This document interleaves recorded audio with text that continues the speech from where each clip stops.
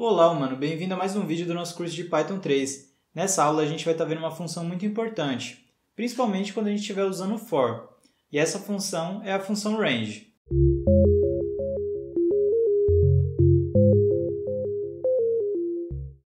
Bom, primeiramente, para que serve a função range? A função range vai estar entregando para a gente uma sequência numérica.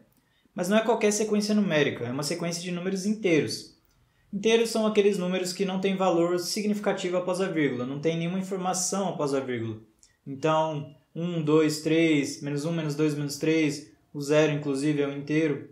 Então, o range ele vai estar entregando para a gente uma sequência desse tipo de número. E a gente vai estar vendo também nos exemplos que dá para usar o range com o for. Inclusive, na maioria dos exemplos que vocês forem ver na vida usando for em Python, vai ser usando o range. Então, é bom você saber e é bom saber bem. Se você não viu a aula de for, tem que ver, está aqui em cima, ela é requisito para você acompanhar essa aula. Não é bem requisito para acompanhar a aula, mas para você usar de fato o poder do range, que no caso você usa com o for, você tem que ter visto a aula de for, certo? Então, tem aqui três tipos, três sintaxes, três formas de escrever para você chamar o range. A primeira forma, só coloca uma variável que eu estou chamando de fim. Na segunda, você coloca início e fim, então são duas variáveis. E na terceira, três variáveis, início, fim e passo. Antes da gente começar a ver os exemplos e tal, uma coisa que é bom ter em mente, e é bom saber, na verdade, é interna do Python, é o seguinte. O range ele não vai estar fazendo toda a sequência numérica de uma vez. Então, se você der, por exemplo, um valor de entrada e ele vai te retornar uma sequência. Só que ele não vai te retornar a sequência inteira. O que ele vai fazer? Cada vez que você chamar o range, ele vai retornar um valor dessa sequência. No caso, o primeiro, o menor. Aí ele retorna o menor.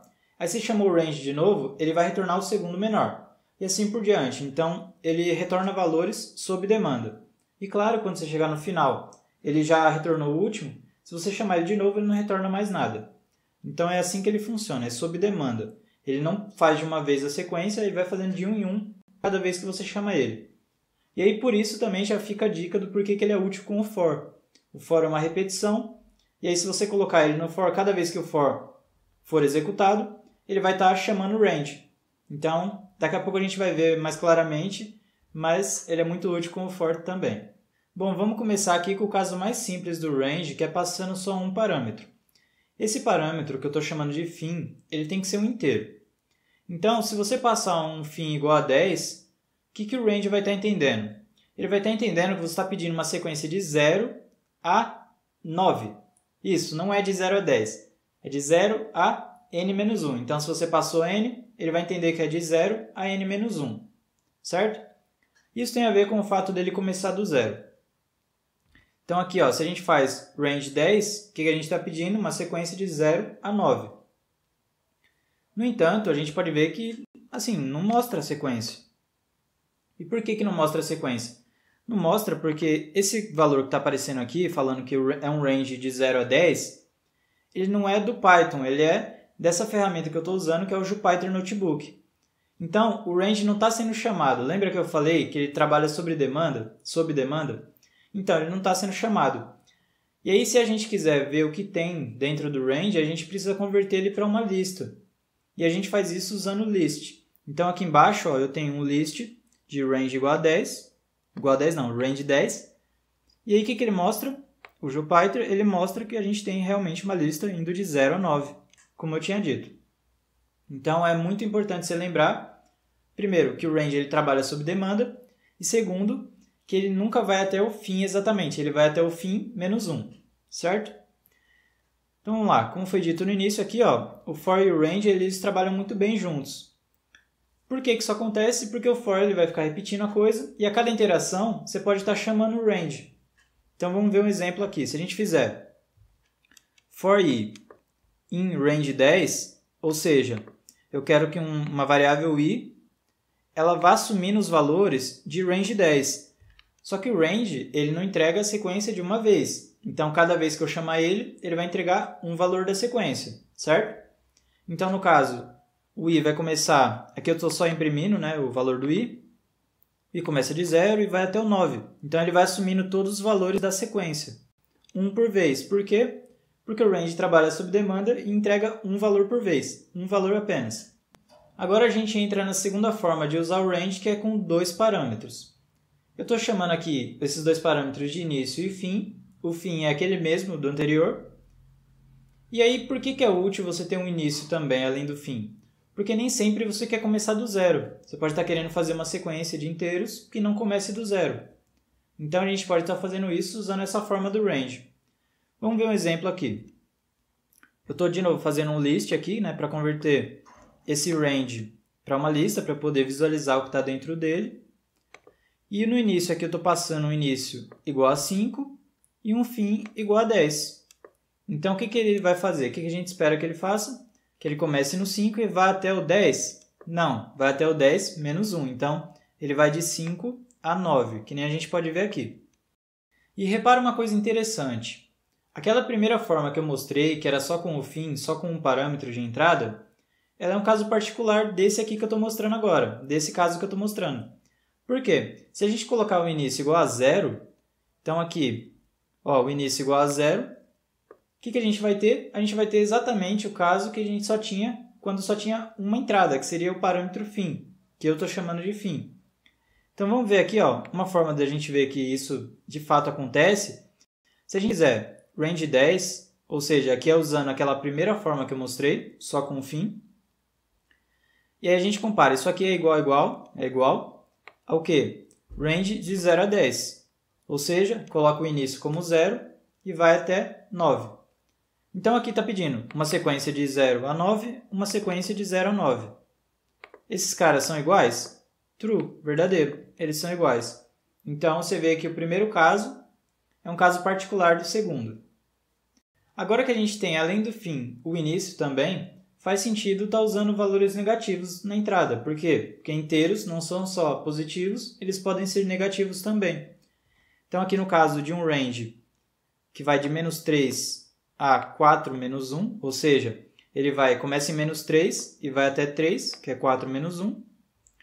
Uma outra entrada aqui seria, no caso, entrando com menos 5 e indo até menos 1. Então, no caso agora, um fim negativo. E de fato ele faz, olha, ele começa no menos 5 e vai até o menos 1, menos 1. Por quê? Porque ele nunca vai até o final. O fim aqui é menos 1. Então, aqui ele vai até menos 2. Beleza? E agora a gente chega na última e mais importante forma de usar o range, que é a forma que, além de estar dando o início e o fim, a gente vai estar falando qual que é o passo que vai estar sendo usado. Por quê? Nos casos anteriores, tanto no 1 quanto no 2, ou seja, tanto no que tinha só fim como entrada, quanto o que tinha início e fim na entrada, eles iam de 1 em 1. Então, você colocava um início e fim, ele ia de 1 em 1. Se colocava só o fim, ele ia de 0, de 1 em 1, até o valor que você colocou, menos 1. Certo? Mas sempre o passo era de 1 em 1. Aqui a gente vai poder estar escolhendo o passo, pode ser qualquer inteiro. Então, por exemplo, se o início vale 2, o fim 11 e o passo é 2, o que ele vai fazer? Ele vai começar no 2 e ele vai pulando de 2 em 2. Ó, de 2 foi para 4, de 4 foi para 6, 6 para 8 e de 8 para 10. Por que ele não foi para o 11? Primeiro, ele não iria, né? Porque está pulando de 2 em 2 e está começando num par, então ele não ia passar pelo 11 de qualquer forma. Mas, como a gente vê aqui embaixo, mesmo que fosse, ó, aqui o passo é 3 e começa no 2, então ele vai 2, 5 e 8. O outro passo seria ele ir para o 11, mas lembra, ele nunca chega até o final. No máximo ele vai até o final menos 1. Mas nesse caso aqui, como a gente está considerando o passo, colocando um passo diferente de 1, ele pode estar indo até um valor que é até menor do que o final menos 1. Então ele pode estar indo, por exemplo, aqui, ele vai até o 8, certo? Que não é 11 menos 1. Mas por quê? Por causa da lógica que você usou para criar ele. Bom, eu falei que o passo é um inteiro, um int, e portanto ele pode ser também negativo. Então, se a gente ver aqui um exemplo, ó, um range que começa em 5, vai até o 0 e com o passo menos 1. Então ele começa em 5, ele faz 5 menos 1, que é o passo, vai para o 4, 4 menos 1, que é o passo, não 4 é o passo, né? Mas menos 1 é o passo, então vai até o 3, e aí 3 menos 1, 2, 2 menos 1, 1. E é onde ele para. Por quê? Porque ele não pode chegar no 0. De jeito nenhum. Se o zero for o fim, ele não chega no zero. Então, ó, de novo, como eu tinha feito lá o exemplo do segundo caso, o primeiro estava contido no segundo, né? Aqui, a gente vai ver que o terceiro, ele contém o segundo. E, portanto, ele contém também o primeiro, certo? Uma questão de lógica, digamos assim. Então, ó, se a gente fizer um range do segundo caso, passando como início 2 e como fim 10, ou seja, uma sequência que começa em 2 e vai até o 10 menos 1, vai até o 9, a gente vai estar vendo se isso é igual ao quê? A sequência que começa em 2, vai até o 10 menos 1, vai até o 9, com passo 1. Então, o caso particular aqui seria quando o passo é 1. E a gente vê que isso aqui é true, isso aqui é verdadeiro. Aqui embaixo tem um outro exemplo, começa no menos 10, e aí ele vai, só para mostrar, né, que pode ser um número negativo esse início aqui, ele começa no menos 10, vai até o 2 menos 1, ou seja, vai até o 1, e ele quer ver se isso aqui é igual à sequência que começa no menos 10, vai até o 2 e com passo 1. De novo, true, verdadeiro. Certo? Então dá para ver que o terceiro é uma generalização do segundo, ou de outra forma, o segundo está dentro do terceiro. E, portanto, o primeiro também está dentro do terceiro. E agora, para encerrar, vamos ver dois exemplos até que tranquilos, de uso do range com o for. Mas o range na forma mais geral dele, que é a forma que você passa 3 parâmetros, o início, o fim e o passo. Vamos lá. Bom, primeiro aqui, ó, se a gente fizer um range de 0 até 11, no caso até 11 menos 1, ou seja, até 10, de 0 a 10, com passo 2, a gente vai ter todos os pares de 0 a 10. Então, se a gente imprimir aqui o i, que é o valor que está assumindo os valores do range, que o range vai retornando um por um, o i começa valendo 0, depois passa a valer 2, depois 4, 6, 8, até chegar no 10. Certo? Mais um exemplo aqui. Se a gente pegar os múltiplos, para a gente pegar os múltiplos positivos de 3 até 21, o que a gente faz? Tem um for i in range, então esse i vai estar assumindo os valores que o range vai estar retornando, um por um. E aí o range ele começa no 3 e vai até o 22. No caso, não vai até o 22, né? Ele vai até o 22 menos 1, então vai até o 21. E aí o passo é 3. Por quê? Como a gente quer os múltiplos, a gente quer os caras tipo 3, 6, 9 e assim por diante. Então a gente está imprimindo aqui o valor do i. E a gente vê aqui, ó, 3, começa em 3, como a gente queria. Aí 6, 9, 12, 15, 18 e vai até 21. Que vai exatamente até onde ele pode ir com esse passo e com esse fim. Certo?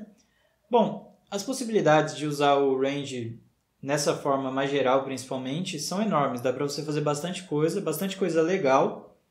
E eu espero que você treine bastante. Pegue esse notebook que está ali na descrição. Ele está no GitHub lá. Então você vai poder estar vendo toda essa aula do jeito que você... Todo esse material da aula, digamos assim. Você vai poder estar vendo. E é exatamente esse material, eu não mudei nada. E aí você também pode estar baixando, se você souber usar o Jupyter Notebook. Eu recomendo que use, é muito bom. E está aqui em cima o link de uma aula que eu dei ensinando a usar o Jupyter. E, bom, treine bastante. O range ele é muito útil. Se você quiser, ou se você precisar de uma espécie de range, mas para números reais, para ponto flutuante, digamos assim, ou seja, você quer pular de 0.5 em 0.5. Você quer que o início seja um valor real, um float, sei lá. Você quer que o início seja 1.2 e o fim 3.5. E aí você quer que o passo seja 0.01. Pode ser. Em vários casos isso é útil. E aí tem uma outra função que está numa biblioteca que a gente ainda não viu. Isso é mais avançado, que seria no NumPy. Mas eu vou falar só para caso você precise, você procurar, que é o arrange. Então, ao invés de range, você coloca um A na frente. Mas lembrando, se você só colocar arrange aqui, não vai funcionar, porque ele vem de uma biblioteca específica, que é a NumPy. Então tem que chamar essa biblioteca e tudo mais. Mas só para você saber que existe e também é muito versátil. Se esse vídeo foi útil, dê o seu like e se inscreva no canal para acompanhar nosso trabalho. Muito obrigado pela atenção e que a programação esteja com você.